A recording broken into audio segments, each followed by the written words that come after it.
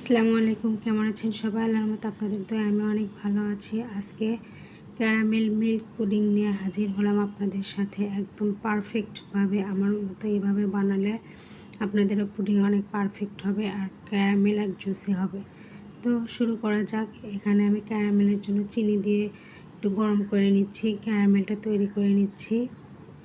তো আমার caramel ready. এখানে আমি 6টা ডিম নিব, যেহেতু ডিমগুলো একটু ছোট ছোট, বড় হলে 5টা হলে হবে। তো আমার ডিমগুলো ছোট ছিল দেখে আমি এখানে 6টা ডিম নিয়েছি। এত সবগুলো ডিম ভেঙে নিয়েছি। এবার আমি 1 কাপের একটু কম চিনি দিব।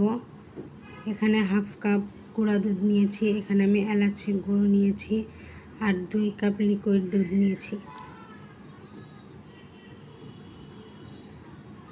এখন সব কিছুকে আমি ব্লেন্ড করে নিব। যদি হ্যান্ড উইচ দিয়ে মিশিয়ে নিতাম তো একটু সময় লাগতো, তো আমি সময় বাঁচানোর জন্য আমি ব্লেন্ডারে ব্লেন্ড করে নিলাম। এখানে আমি দুধটাকে ছেঁকে নিব।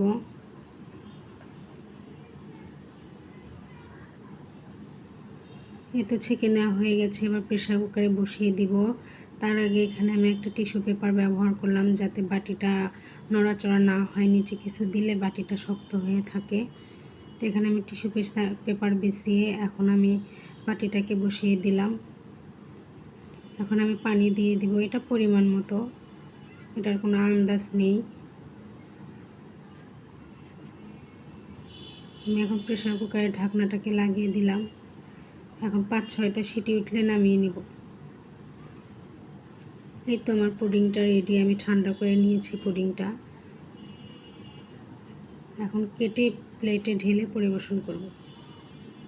আপনারাও সেম এভাবে বানাতে পারেন, বানিয়ে দেখবেন, একদম পারফেক্ট হবে। আমার বাসাটা একদম রাস্তার সাথে। যখনই আমি এডিট করতে বসি তখনই বাইরে থেকে এতটা শব্দ আসে যে আমি শান্তি মতো এডিট করতে পারি না। দেখেছেন কতটা গ্লাসি হয়েছে, একদম চকচক করছে। দেখতেও যতটা অসাধারণ হয়েছে, খেতেও অনেকটা অসাধারণ।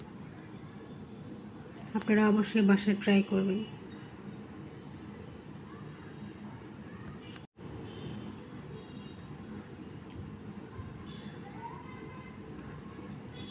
এই পুডিংয়ের রেসিপিটা যদি আপনাদের ভালো লাগে অবশ্যই কমেন্ট অ্যান্ড শেয়ার করবেন, একটা লাইক দিবেন, কমেন্ট করে অবশ্যই জানাবেন কেমন হয়েছে আর আপনাদের কাছে কেমন লেগেছে। আল্লাহ হাফেজ।